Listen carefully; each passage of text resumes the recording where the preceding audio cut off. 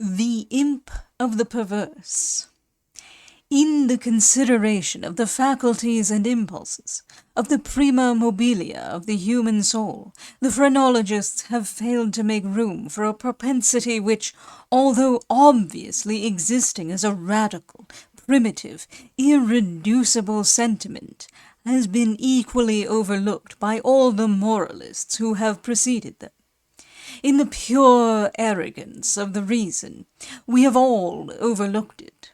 We have suffered its existence to escape our senses solely through want of belief, of faith, whether it be faith in revelation or faith in the Kabbalah.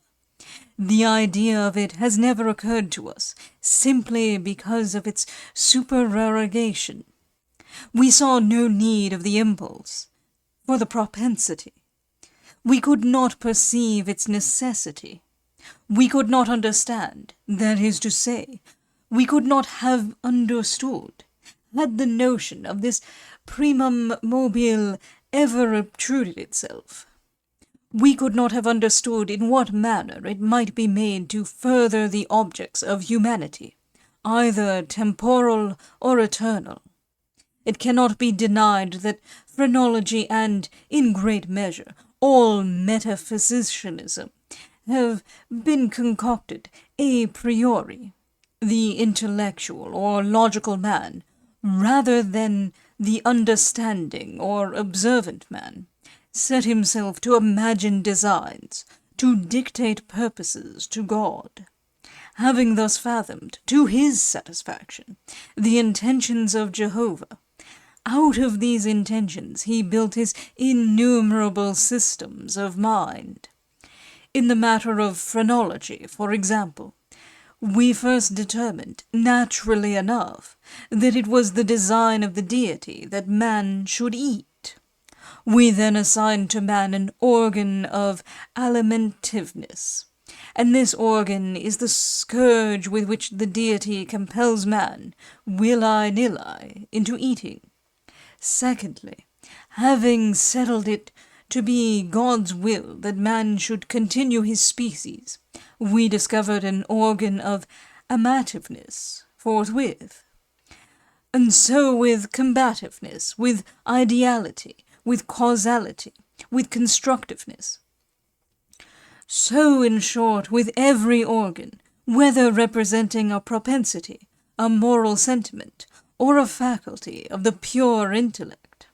And in these arrangements of the principia of human action, the Spurzheimites, whether right or wrong, in part or upon the whole, have but followed, in principle, the footsteps of their predecessors, deducing and establishing everything from the preconceived destiny of man, and upon the ground of the objects of his Creator.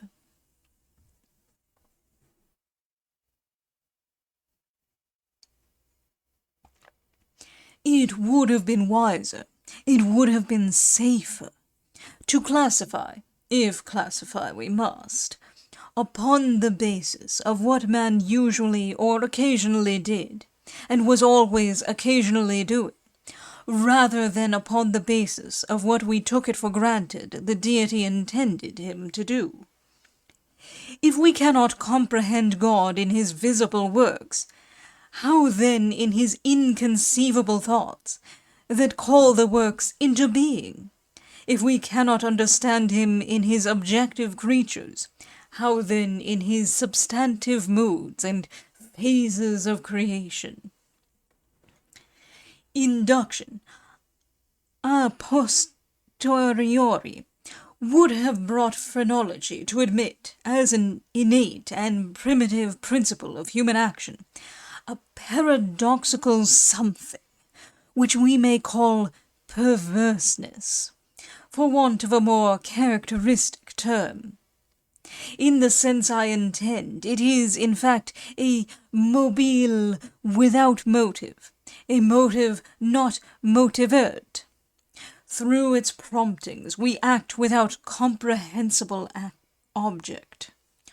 Or, If this shall be understood as a contradiction in terms, we may so far modify the proposition as to say that through its promptings we act, for the reason that we should not. In theory, no reason can be more unreasonable, but in fact, there is none more strong. With certain minds, under certain conditions, it becomes absolutely irresistible. I am not more certain that I breathe than that the assurance of the wrong or error of any action is often the one unconquerable force which impels us, and alone impels us, to its prosecution. Nor will this overwhelming tendency to do wrong for the wrong's sake admit of analysis or resolution into ulterior elements. It is a radical, a primitive impulse, elementary. It will be said, I am aware, that when we persist in acts because we feel we should not persist in them, our conduct is but a modification of that which ordinarily springs from the combativeness of phrenology. But a glance will show the fallacy of this idea. The phrenological combativeness has for its essence the necessity of self-defense. It is our safeguard against injury. Its principle regards our well-being. And thus the desire to be well is excited simultaneously with its development. It follows that the desire to be well must be excited simultaneously with any principle which shall be merely a modification of combativeness. But in the case of that something which I term perverseness, the desire to be well is not only not aroused, but a strongly antagonistical sentiment exists.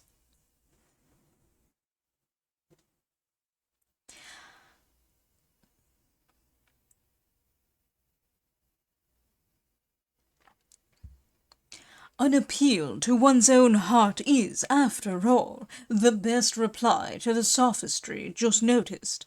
No one who trustingly consults and thoroughly questions his own soul will be disposed to deny the entire radicalness of the propensity in question. It is not more incomprehensible than distinctive. There lives no man who at some period has not been tormented, for example, by an earnest desire to tantalize a listener by circumlocution. The speaker is aware that he displeases. He has every intention to please. He is usually curt, precise, and clear.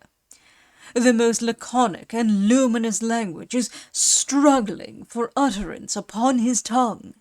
It is only with difficulty that he restrains himself from giving it flow. He dreads and deprecates the anger of him whom he addresses. Yet the thought strikes him that by certain involutions and parentheses this anger may be engendered. That single thought is enough. The impulse increases to a wish, the wish to a desire, the desire to an uncontrollable longing, and the longing to the deep regret and mortification of the speaker, and in defiance of all consequences, is indulged. We have a task before us which must be speedily performed. We know that it will be ruinous to make delay. The most important crisis of our life calls, trumpet-tongued, for immediate energy and action. We glow, we are consumed with eagerness to commence the work, with the anticipation of whose glorious result our whole souls are on fire. It shall be undertaken today. And yet, we put it off until tomorrow. And why? There is no answer, except that we feel perverse, using the word with no comprehension of the principle. Tomorrow arrives, and with it a more impatient anxiety to do our duty. But with this very increase of anxiety arrives also a nameless, a positively fearful, because unfathomable, craving for delay. This craving gathers strength as the moments fly. The last hour for action is at hand. We tremble with the violence of the conflict within us, of the definite with the indefinite, of the substance with the shadow. But if the contest have proceeded thus far, it is the shadow which prevails. We struggle in vain. The clock strikes, and is the knell of our welfare. At the same time, it is the chanticleer note to the ghost that has so long overawed us. It flies, it disappears. We are free. The old energy returns. We will labor now. Alas, it is too late. We stand upon the brink of a precipice. We peer into the abyss. We grow sick and dizzy. Our first impulse is to shrink from the danger. Unaccountably, we remain. By slow degrees our sickness and dizziness and horror become merged in a cloud of unnameable feeling.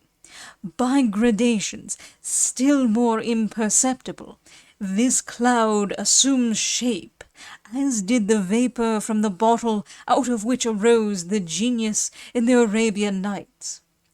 But out of this our cloud, upon the precipice's edge, there grows into palpability a shape far more terrible than any genius or any demon of a tale, and yet it is but a thought, although a fearful one, and one which chills the very marrow of our bones with the fierceness of the delight of its horror.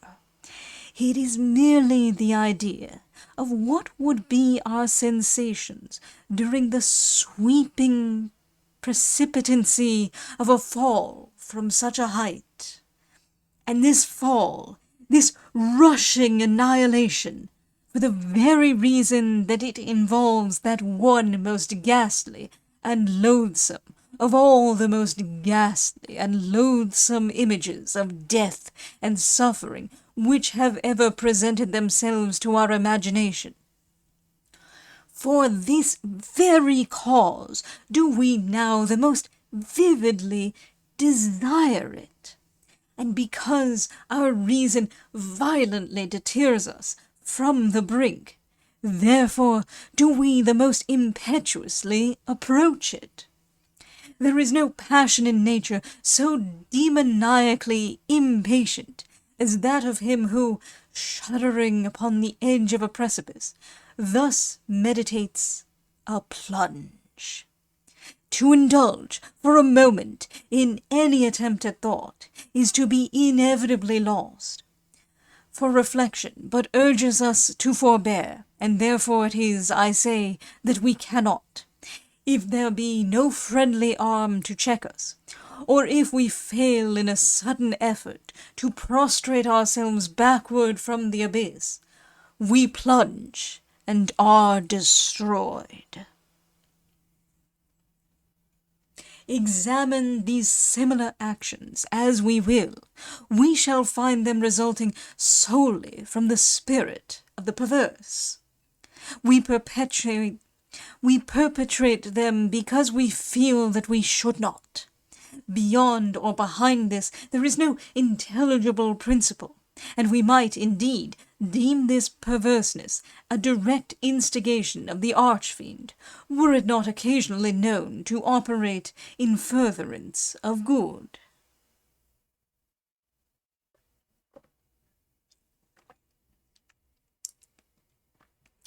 I have said thus much, that in some measure I may answer your question, that I may explain to you why I am here, that I may assign to you something that shall have at least the faint aspect of a cause for my wearing these fetters, and for my tenanting this cell of the condemned. Had I not been thus prolix, you might either have misunderstood me altogether, or with the rabble have fancied me mad. As it is, you will easily perceive that I am one of the many uncounted victims of the imp of the perverse. It is impossible that any deed could have been wrought with a more thorough deliberation. For weeks, for months, I pondered upon the means of the murder. I rejected 1,000 schemes, because their accomplishment involved a chance of detection. At length, in reading some French memoirs, I found an account of a nearly fatal illness that occurred to Madame Pilot, through the agency of a candle accidentally poisoned. The idea struck my fancy at once. I knew my victim's habit of reading in bed. I knew, too, that his apartment was narrow and ill-ventilated. But I need not vex you with impertinent details. I need not describe the easy artifices by which I substituted, in his bedroom candle-stand, a waxlight of my own making for the one which I there found. The next morning he was discovered dead in his bed, and the coroner's verdict was death by the visitation of God. Having inherited his estate, all went well with me for years. The idea of detection never once entered my brain. Of the remains of the fatal taper, I had myself carefully disposed. I had left no shadow of a clue by which it would be possible to convict, or even to suspect me of the crime. It is inconceivable how rich a sentiment of satisfaction arose in my bosom as I reflected upon my absolute security. For a very long period of time I was accustomed to revel in this sentiment. It afforded me more real delight than all the mere worldly advantages accruing from my sin. But there arrived at length an epoch from which the pleasurable feeling grew, by scarcely perceptible gradations, into a haunting and harassing thought. It harassed me because it haunted.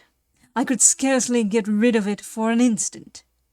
It is quite a common thing to be thus annoyed with the ringing in our ears, or rather in our memories, of the burthen of some ordinary song, or some unimpressive snatches from an opera. Nor will we be the less tormented if the song in itself be good, or the opera air meritorious. In this manner, at last, I would perpetually catch myself pondering upon my security, and repeating in a low undertone the phrase, "I am safe." One day, whilst sauntering along the streets, I arrested myself in the act of murmuring, half aloud, these customary syllables. In a fit of petulance, I remodelled them thus: "I am safe. I am safe, yes, if I be not fool enough to make open confession." No sooner had I spoken these words than I felt an icy chill creep to my heart. I had had some experience in these fits of perversity, whose nature I have been at some trouble to explain, and I remembered well that in no instance I had successfully resisted their attacks. And now my own casual self-suggestion that I might possibly be fool enough to confess the murder of which I had been guilty confronted me, as if the very ghost of him whom I had murdered, and beckoned me on to death. At first I made an effort to shake off this nightmare of the soul. I walked vigorously, faster, still faster. At length I ran. I felt a maddening desire to shriek aloud. Every succeeding wave of thought overwhelmed me with new terror, for alas, I too well understood that to think, in my situation, was to be lost. I still quickened my pace. I bounded like a madman through the crowded thoroughfares. At length the populace took the alarm and pursued me. I felt then the consummation of my fate. Could I have torn out my tongue, I would have done it. But a rough voice resounded in my ears. A rougher grasp seized me by the shoulder. I turned. I gasped for breath. For a moment I experienced all the pangs of suffocation. I became blind and deaf and giddy. And then some invisible fiend, I thought, struck me with his broad palm upon the back. The long imprisoned secret burst forth from my soul. They say that I spoke with a distinct enunciation, but with marked emphasis and passionate hurry, as if in dread of interruption before concluding the brief but pregnant sentences that consigned me to the hangman and to hell. Having related all that was necessary for the fullest judicial conviction, I fell prostrate in a swoon. But why shall I say more? Today I wear these chains and am here. Tomorrow I shall be fetterless. But where? Finis. That is the end of The Imp of the Perverse by Edgar Allan Poe.